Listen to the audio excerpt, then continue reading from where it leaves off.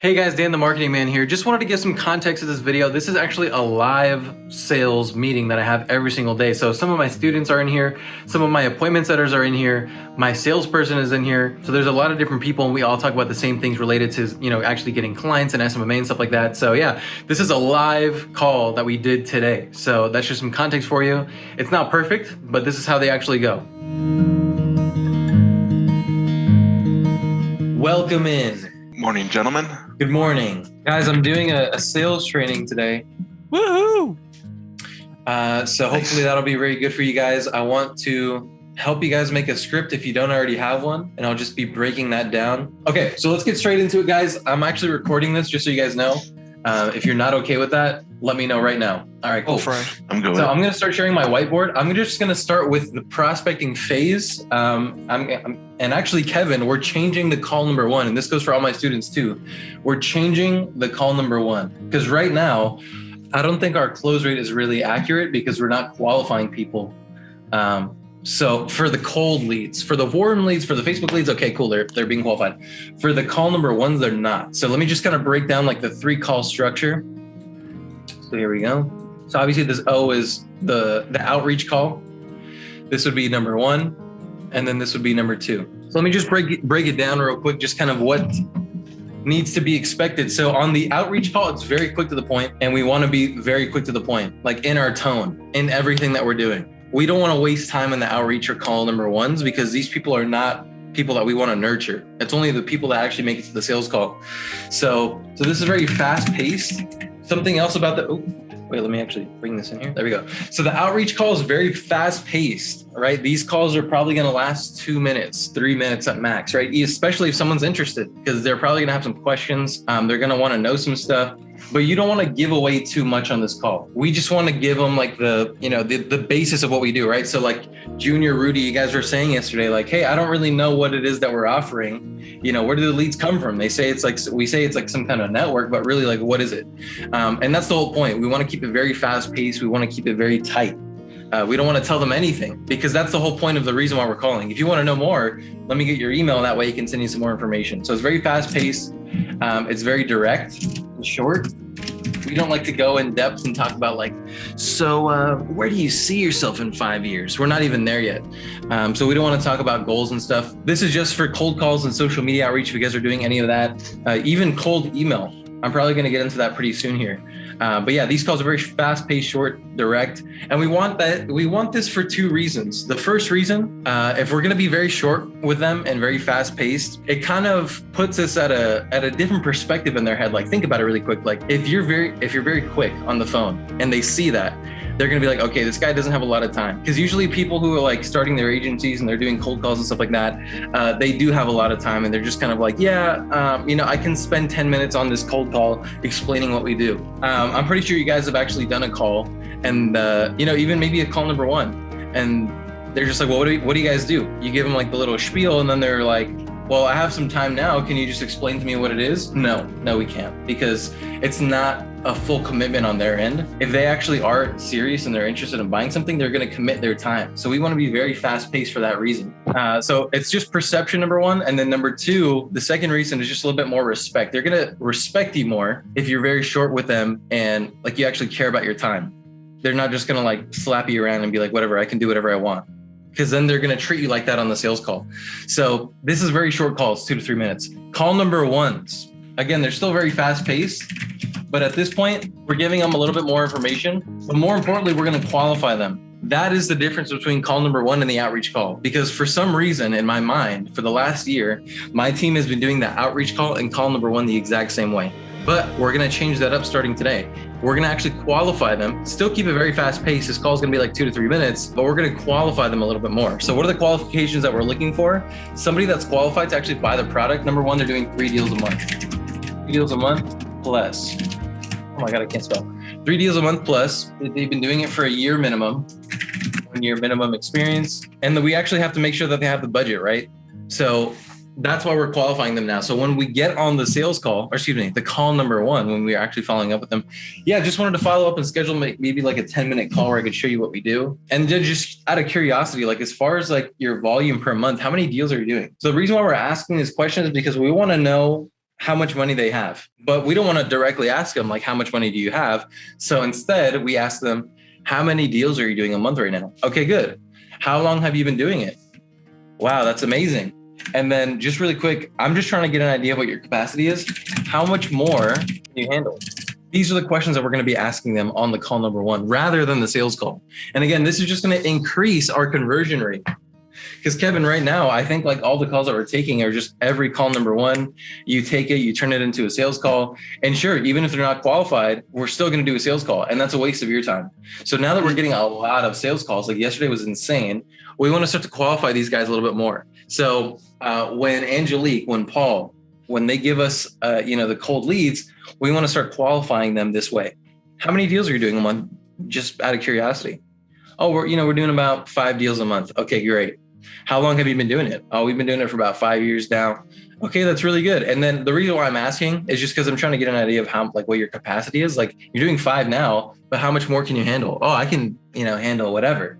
And again, this third question is just kind of like to bridge the gap. Like, what are we actually doing for these people? We're trying to get them more deals. So their pain point is I'm only doing 5 and I want to be doing 15. So that's why we asked that last question. How much more can you handle? So if you do a call number one and they're not qualified, you can't get on the phone. Hey, my colleague said you guys were interested in our referral network. Just wanted to ask a couple questions before we actually schedule like a sales call.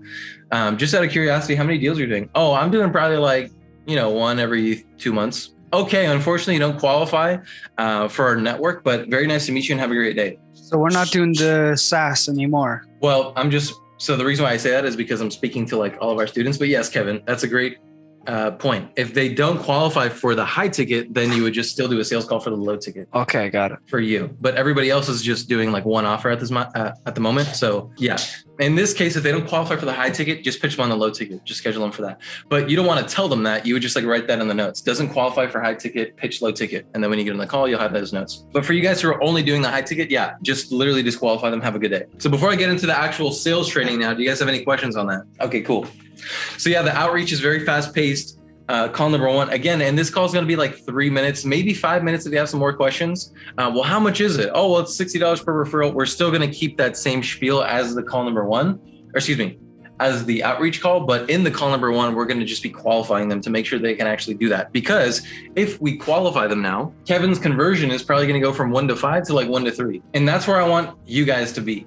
I want you guys to set yourselves up for success, because the whole point of being a salesperson is not to prospect, is not to chase leads around who don't even have money to spend. I just want you guys to get on the phone and close deals that are closable. That's it. So I think this is going to help a lot more with the qualification process. So yeah, if you guys want to, I'm about to exit the screen. So take a screenshot if you want to. Kevin, you already have these qualifying questions on the actual sales script. That's what I just want you to start asking on the call number ones. So yeah, take a screenshot. Okay, it's going away now. Sorry, I do have a question. Go ahead. For the last one, how much more can you handle? What's an appropriate budget, or an answer to that question? It doesn't matter. And again, this third question, how much more can you handle? We're just trying to get an idea of how we can solve their problem. So if they're like, I'm doing 5, how much more can you handle? I could probably handle double, like, maybe 10. Okay, good. So now on the sales call, I got to think about it. I got to, just do my due diligence. Everybody says, right? I got to think about it. No problem. Obviously, most people don't make a decision on the first call. What is it that you're going to think about? Oh, well, mainly price. Okay, there we go. So now we know what the real problem is. Got it. Okay, well, look, you're doing 3 deals right now. The cost of the program is 1 deal, and we're looking to get you 3 more deals. So if you can handle another 5 deals, all we're asking for is the cost of 1 deal to get 3 more. So again, that last question is just to get that pain point, right? To see what really is it that, we can do to help them. So that's just going to help you for the close. Got it. Yeah. Thank you. Okay, cool. And then I'm going to end it off with the sales script. I'm just going to quickly go through it just to give you guys like an idea of what our full process is, just kind of explained. And again, this is already on the sales training that I've given you guys. But just to kind of reiterate, there's a couple phases of the sales call. So the first one is the intro. Then we have the qualifying questions. Then we have the short story. We have the demo, and then we have the close. So if you guys have seen my cold call, If you guys have seen my closing videos, you guys see that in the beginning of the call, I say, I don't really have a script. That's half true. I don't actually have like a verbatim word for word script, but I do have like some kind of guideline as to what we're doing. So like the intro of the call, it's just to give them like an idea of what we're going to be talking about, just to give them like, what's the word? Expectations for the call. So the intro, it's like, hey, I don't really have a script. I just want to show you what we got. And answer any questions that you may have. And at this point, so now that the first two calls are very fast paced, this call has to be a little bit slow. We're going to slow it down for them now. This one's going to be a little bit more relaxed. We're not going to hard close anybody on this call. And those are the expectations that you want to set. So it's not a hard close. I've been in sales calls too. So if at any point of the call, if you feel like you're not interested, or if you have questions, just please stop me and tell me at any time, like, hey, Dan, I'm just not interested. It's not really for me. No hard feelings. Seriously, just tell me at any time. Okay. And then when you say it like that, they're going to be like, oh, okay, cool. Like they don't feel like, I have to get hard closed right now. So just let them know like, hey man, it's not going to be like something crazy. I just want to show you what we got. I don't have a script or anything. Let me just show you. And they most of the time they'll be like, okay, cool.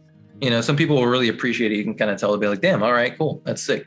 Because most people will be like, yeah, we're going to freaking close you on a 12-month deal right now. And that's what they're scared of because nobody likes to be closed. So that's why we kind of transition into the close. So we kind of tell them, yeah, it's going to be a lax call. If you're not interested at any point, just tell me. I've been in sales calls too, so I know how it goes. So yeah, with that being said, before we start, transition line, write this down, transition line, before we start, and we're going to go directly into the qualifying questions. So when we say that line before we start, in their mind, they're going to be like, okay, cool. So what's about to happen is not going to be the close. Because right now, everybody has their walls up, their defenses are up. So to kind of bring them down, you say, okay, cool. Well, before we start, I just wanted to ask, what are some ways that you're getting new applications right now? So we're looking for lead sources. That's number one. How are you getting new applications right now? The second question that we ask them typically, and I guess we'll do this now even for the cold leads, Kevin, because now we're actually qualifying them. We could say, why do you need marketing now? Because there's three questions they're going to ask themselves. Why do I need this? Why do I need it from you? And why do I need it now? Those are the questions they're asking themselves. But we want to ask them and have them answer for us rather than us telling them. So, hey, man, what are you doing for leads right now? Okay, cool. Why do you need marketing right now? Just curious. Okay. And then why did you respond to us? Because there's a lot of marketing companies out there. So why this, why you, and why now? And again, this is just they're going to close themselves with these questions. Why do you need marketing now? Why us? Oh, wait, did I just put the same question twice? Okay. Why do you need marketing? That's the first one. Why this? Why us? And why now? And then when you ask those questions, we transition line into the short story, which is the reason why I was asking about the lead sources is because we've actually done marketing in the past. We used to do only Facebook, right? It's that short story that Ross talks about. So we're not going to get into that on this call because you can just watch the training. But we transition line into that by saying, well, the reason why I was asking, what your lead sources were is because a lot of my clients, social proof, have tried Facebook or Google in the past. Have you? Oh yeah, man, I've tried Facebook. I've tried Google in the past. It sucks. Okay, good. Well, look, we were just like them. And there was a point where I felt like I was selling snake oil because like you said, the Facebook leads just really suck. And I think the problem was not the Facebook leads. I think it was just the amount of touch points that they had.